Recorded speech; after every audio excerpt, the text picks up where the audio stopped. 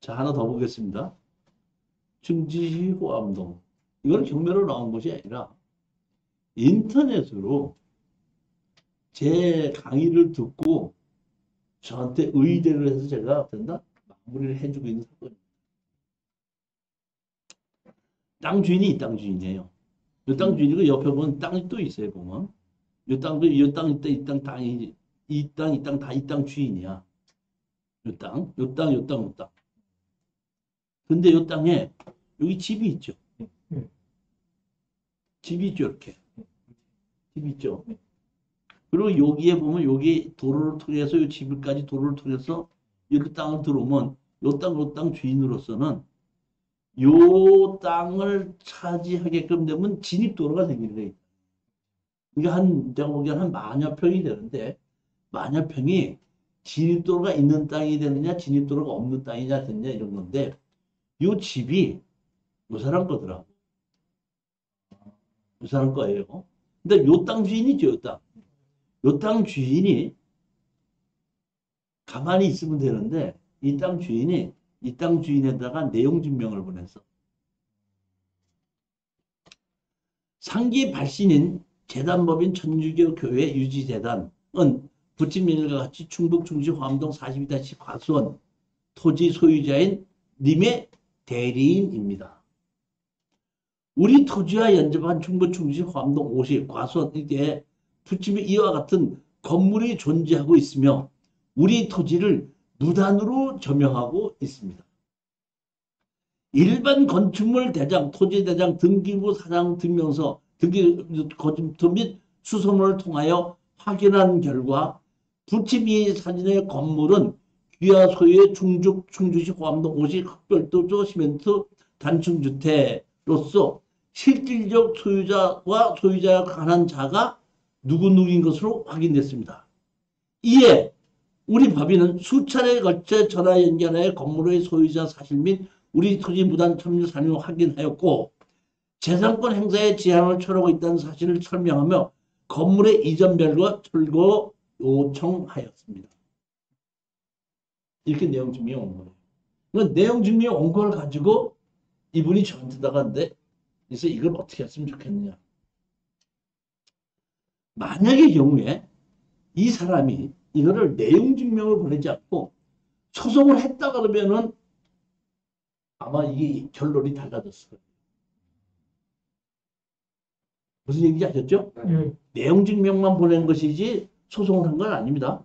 그래서 내가 얼른 취득시효로 청구 취지, 시육 시도를 원인한 소유권을 이행하라.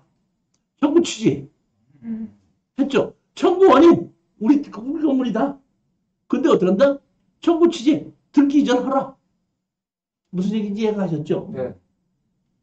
그러면서 제가 아무래도 이거는 조금 좀 그 건물을 자체가 옛날 건물을 우리 걸로 만드느냐 안 만드느냐 땅을 거꾸로 뺐느냐 안 뺐느냐는 문제가 아니라 핵심은 뭐냐면 아까 우리 한 만 평에 진입도로가 있느냐 없느냐가 핵심인 거예요 지금.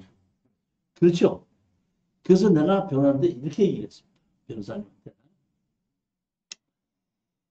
제 목적은 이 건물이 깔고 앉아있는 땅을 공짜로 뺏는 것이 목적이 아니라 이 건물을 우리가 매입을 해서 건물을 우리가 지키기 위해서 우리 매입하는 조건으로 해서 판결을 받으면은 우리가 땅에 진입도로를 할 수 있으니까 끝까지 취득시효로 주장하지 마시고 중간에 판사님한테 얘기를 해서 그냥 우리가 감정평가에 하겠다고만 얘기를 하십시오.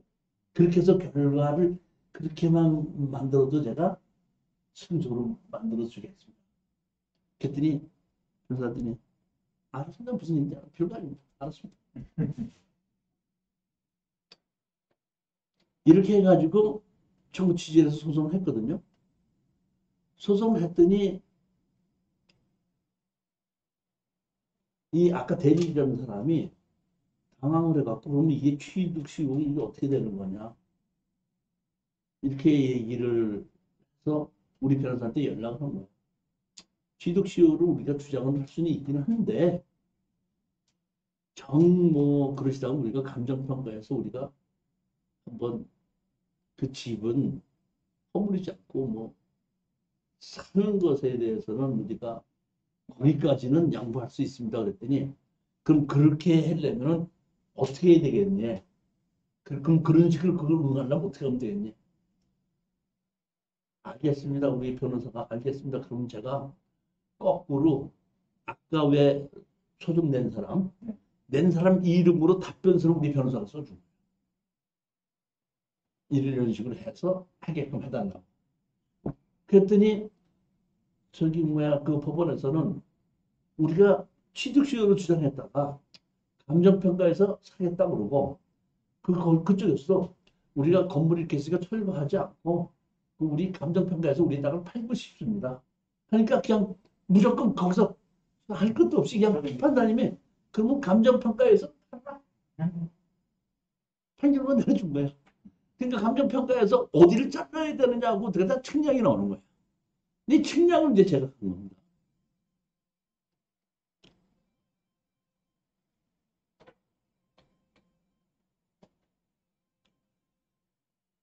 여기 보면 우리가 이취 상속인 그래서 소유권 이전적 인도로 소리낸다고 정확하게 해놓은 겁니다.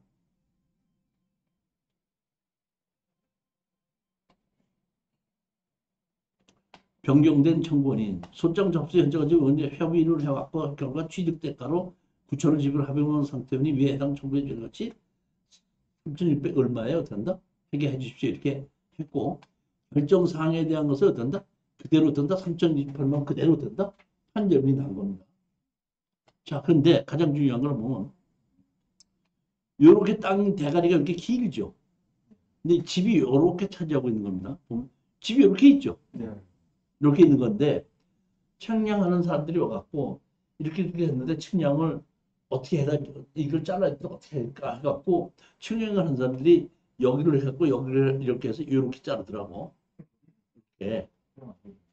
그래서 내가 측량을 갔죠. 그렇게 하면 집이 하고 건폐가 용적률에서 그러니까 이렇게 잘라야 되니까 안 되겠으니까 여기서부터 이만큼으로 된다 해주십시오 그랬더니 측량하는 사람이 아니 그렇게 해드릴게요. 염려하지 마세요.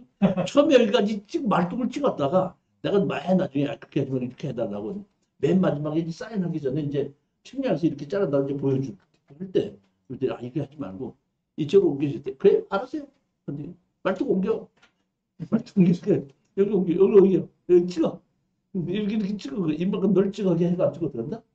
판결을 받아갖고 결론 내린 겁니다. 다시 말하면 취득시효를 가지고 제가 봤을 때는 국유지나 시유지 이럴 때는 취득시효로 든다 가져온다고 하더라도 상대편에서 그 월급 받는 변호사들이 했을 때는 취득시효로 되지 않느냐 해서 끝까지 버틴다고 해도 자기 개인 손해가 아니기 때문에 우리 판결에서 가져올 수가 있는데 그렇지 않고 개인적으로 해서 땅이 이렇게 넘어갔을 때는 취득시효로 빼낸다고 생각하지 말고 건물이 차지하고 있는 것만큼을 내가 감정평가한 가격으로 사겠다는 정도로 생각한다면 아주 쉽게 끝날 수 있다. 처음부터 그런 생각을 가지고 소송 자체는 뭐냐면 그런 식으로 하겠다고 가지고 소송은 취득시효로 주장을 하고 하면은 중간에 소송을 하면은 정그러다면은 감정평가에서 얼마로 우리가 매매하도록 하겠습니다. 이런 식으로 가게끔 되는 것이 가장 어떻게 좋은 건데 이거 판결문을 받은 걸 가지고 이제 그 낙찰을 받은 판결을 받은 여기 보니까 여자애가 내가 보면 30대 한 초반이에요. 어떻게 받으냐 했더니 친정집에서 상속을 해줬다더라고. 갖고 상속을 받아고 이 재산을 갖고 있는 여자가 아이고 참 친정 잘 두셨네요. 내가 친정 아버지가 이렇게 땅을 이렇게 많이 사놨다 주셨는데 이렇게 받았는데 저희는 이런 땅에 대해서 관심이 없는데 이런 일이 생겨서 어떻게 할까 하다가 나한테 물어봤습니다. 이제 이렇게. 얘기를 하더구만. 그러니까 이렇게 판결문을 받고 나니까 이 사람이 이제 그 충주시에다가 전화를 걸어갖고 이렇게 돈을 내고 판결문을 받았으면 이렇게 잘라주느냐 뭐 이렇게 얘기를 물어봤나 봐요. 그랬더니 뭐 그렇게 판결을 받다고 해서 법에 어긋나면은 잘라주지 않습니다. 이렇게 얘기를 했는 모양이니까 안 잘라준다면 어떻게 되느냐 이렇게 했는데 제가 보기에는 만약의 경우에 여기에 제가 봤더니 건축물 관리장이 있거든요. 건축물 관리장이 있다는 얘기는 합법적으로 건물을 지었다는 뜻이죠. 그 때문에 그건 안 잘라주지 않고 잘라주는 게 맞습니다. 판결문대로. 근데 제가 이제 물어봤죠. 제가 이렇게 했는데 이게 아주 보면 결정사항이 이렇게 했는데 결정사항이 요 제목이 뭐냐면 화해 권고 결정입니다. 무슨 결정? 화해 권고 결정. 그러니까 양쪽에서 합의한 것이 아니라 판사님께서 그냥 이렇게 하라고 된다? 권고 결정한 거기 때문에 화해 권고 결정은 15일이 지나야지 효력이 있고 15일 지나기 전에 이의 신청을 하면 그건 없던 일이 됩니다. 그냥 15일이 지금 제가 얘기했죠. 15일이 지날 때까지 기다려라. 15일 지났습니다 그러더라고. 그래서 제가 돈 냈냐고 물어봤어요 오늘 아침에. 근데 돈 아직 안 냈다 그러더라고요. 그래서 제가 얘기했어요. 잘라주느냐 안 잘라주느냐는 할 필요 없다. 3,618만 원 냈죠. 냈지 안 냈어요? 냈죠. 그럼 먼저 잡을죠. 우리 법무사님 계시죠. 제가 만약에 이거 3,160만 원 내갖고 판결문 갖고 냈죠. 그 법무사님한테다 제가 이거 등기해 주십시오. 그러면 법무사님 등기해 줘야 돼, 안 줘야 돼? 해야 되죠. 그러면 이 땅은 지적법에 의해서 따르는 거 잘라야 돼. 등기법에 의해서 잘라. 안 자르면 등기돼야 안 돼요. 그러니까 법무사님한테다가 등기해 주십시오. 그러면 법무사님이 이렇게 해서 판결문을 이렇게 해서 여기가 주인이 누구에서 몰라? 누구에서 누구를 바뀌었다 하면 자동으로 잘라주면서 등기 이전이 되는 거예요. 등기 이전을 주인이 바뀌지 않고 자른다고 했을 때는 맞냐 틀리냐 따지는데 이거는 뭐에서 자르는 거예요? 등기 이전에서. 그래서 내가 이렇게 가만히 생각해보다가 그럴 필요가 없겠더라고. 그래서 내가 오늘 지금 아침에 나와서 전화지금 다 그런 거 하지 마시고 돈 낼 때 돈 내고 법무사에 가서 돈 냈으니까 등기 이전 해달라고 하면 법무사에서 알아서 등기해놓으라고 신청하면 등기소하고 지적부하고 일이 됩니다. 등기소에서 잘라달라고 신청하면 지적에서 잘라준지 우리가 나서 판결문하고 잘라 말아 할 필요가 없다. 무슨 얘기인지 이해가셨습니까? 지금 이 얘기가 무슨 얘기냐면 자 보십시오. 아까 제가 제주도에 있는 땅 우리가 5명에서 투자하자 그랬죠. 예. 그럼 내가 왜 5명에서 투자하냐고 그러면은 개발행위 허가를 받아서 뭐 농지를 가지고 5개를 자르냐 마느냐 뭐 이렇게 알고 있는데 5명에 가서 이름이 5명이니까 우리가 이렇게 분할하기로 했습니다. 그러면 어떻게 등기해 주십시오. 그럼 등기법에서 잘라.